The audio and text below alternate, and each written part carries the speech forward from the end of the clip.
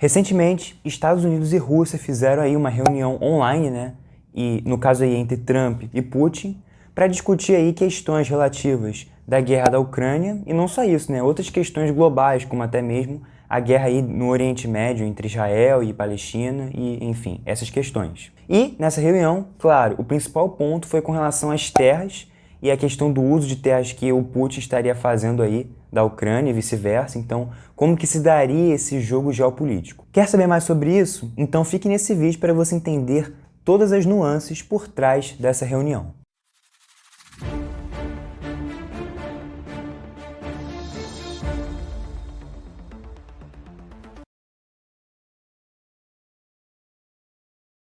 Então, nesse vídeo, vamos tratar dos principais pontos que permeiam aí, né, que permearam essa reunião e quais seriam as possíveis implicações, né, consequências geopolíticas dela para a história. Bem, a primeira coisa que foi dita, né, foi com relação realmente à paz, né? Então, quando Trump e Putin estavam lá discutindo nessa questão, o Trump, né, ele afirmou, né, na sua declaração que ele queria a paz, né, da Ucrânia e tudo mais. E, sinceramente, eu acho que isso tem algum sentido, porque, de fato, se houver essa questão, né, de o Trump conseguir acabar com a guerra entre Rússia e Ucrânia, ele vai ser visto como o cara, o homem, o presidente americano que acabou com uma das maiores guerras na atualidade, né, do século XXI. Então essa medida geopolítica poderia ajudar muito Trump não só a se reeleger, mas também a ser bem visto aí internacionalmente, até mesmo entrar para a história. Além disso também, se a guerra acabar, né, entre os dois países, os Estados Unidos também vão lucrar porque eles vão reduzir gastos militares, então eles vão gastar menos com ajuda, né, à Ucrânia, que atualmente eles estão fornecendo, né, ajuda com suprimentos, equipamentos, armas, enfim, drones, tudo isso. E isso, claro, né, é custoso para os Estados Unidos e na ideia que Trump tem de justamente tentar fazer uma gestão com mais eficiência governamental, ou seja, reduzindo aí gastos públicos e focando mais mesmo no interno, isso para o Trump seria perfeito, né? Pois ele já reduziria gastos uma parte com relação ao exterior e, já, além disso, estaria aumentando aí a quantidade de dinheiro que ele poderia usar internamente para o país. Já com relação a Putin, aí já a gente tem uma certa dúvida, porque se o Putin conseguir aí, né, avançar na Ucrânia e conseguir tomar o território, ele conseguiria aí, então, sair vitorioso, porque atualmente muitos especialistas e muitos analistas dizem que o fato da Rússia, né, estar ali avançando sobre a Ucrânia e não ter conseguido tomar após basicamente 2 anos, ou no caso até mais, isso mostra uma fraqueza do país em relação ao império e tudo mais. E isso para o Putin não é legal, porque mostra que ele é entre aspas, um líder fraco que não conseguiu tomar um território que antes era dele, né, na União Soviética. Então, se ele conseguir realmente tomar a Ucrânia como ele está querendo, né,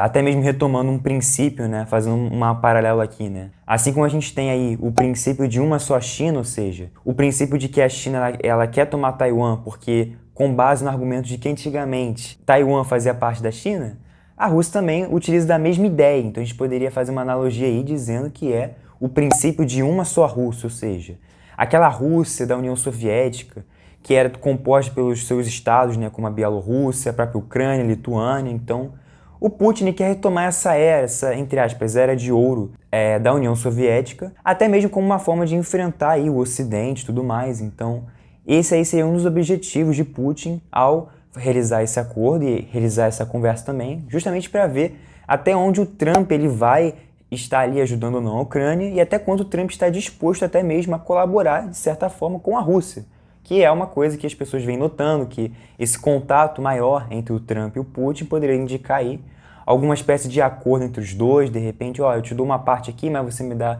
outra coisa ali, então ainda é algo muito obscuro, mas isso que basicamente tem se aparentado, né? Isso que parece que está acontecendo nas últimas semanas. E claro, para fechar aqui, né, a questão, a gente tem que considerar também aí a União Europeia e os países europeus como um todo, né? Então, no meio dessa guerra, que é uma guerra europeia, né, já que estamos falando de Ucrânia e Rússia, que seria aí Euroásia, né, já indo mais para a Ásia, a gente tem no meio, né, ou seja, Estados Unidos e Rússia, a gente tem aqui no meio a Europa, que basicamente os dois estão, entre aspas, não ligando para a Europa e basicamente não estamos nem aí para vocês. E isso também é algo que o Trump também já vem falando bastante, que é diferente até mesmo de outros governos aí como o próprio Biden, até mesmo Obama, que eles tinham uma relação mais próxima com a União Europeia, né? Então havia essa relação entre Estados Unidos e União Europeia muito mais forte. E com a gestão Trump a gente não está vendo isso. Na verdade, a gente está vendo aí um desmantelamento de várias organizações internacionais, até mesmo aí com relação ao OMS, que o Trump já reduziu seus gastos, né, com relação a esse órgão, pediu até para sair. E, além disso, o Trump ele não quer fazer nenhum tipo de acordo comercial com a União Europeia, ele não tem essa vontade de firmar acordos com esse bloco específico, e muito menos ficar gastando dinheiro do seu país para ajudar lá na União Europeia ou para, enfim, financiar investimentos e tudo mais. Então, basicamente, a União Europeia está tentando agora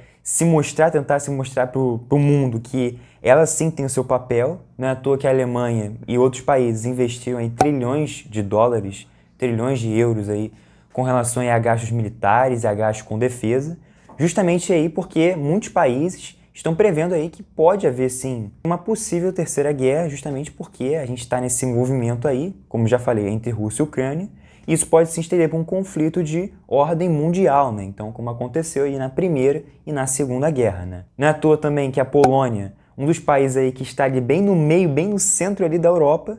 também tem várias escolas na Polônia que estão ensinando seus alunos a atirarem, então isso poderia demonstrar aí um certo receio com relação a isso tudo, essas questões todas que estão acontecendo, e já para preparar as pessoas para uma possível guerra. Então, muitos países já estão prevendo aí uma possível guerra no futuro, e isso, claro, é algo que alarma o mundo inteiro, porque, afinal de contas, as maiores economias do mundo estão ali, no caso aí, Estados Unidos, Europa e Japão, então, basicamente, essa é a parte toda poderia ser impactada por isso, e isso, claro, se impacta eles, que são as maiores economias, impacta todo mundo que depende deles, né? Então, por isso que esse conflito é tão importante a gente acompanhar e ver as principais notícias. Bem, se você gostou desse vídeo, não se esqueça de se inscrever no canal e de ativar o sininho para não perder nenhum dos nossos vídeos. E lembrando, se vocês quiserem ver mais alguma análise ou alguma outra coisa mais específica, é só colocar aqui nos comentários para eu ficar sabendo e ver se consigo aí formular um outro vídeo, de repente de um outro tema, como direito internacional, economia, ou até mesmo algo que eu fiz hoje, né, como algo mais de atualidade, né, de questões atuais, né? Então, é isso e até a próxima.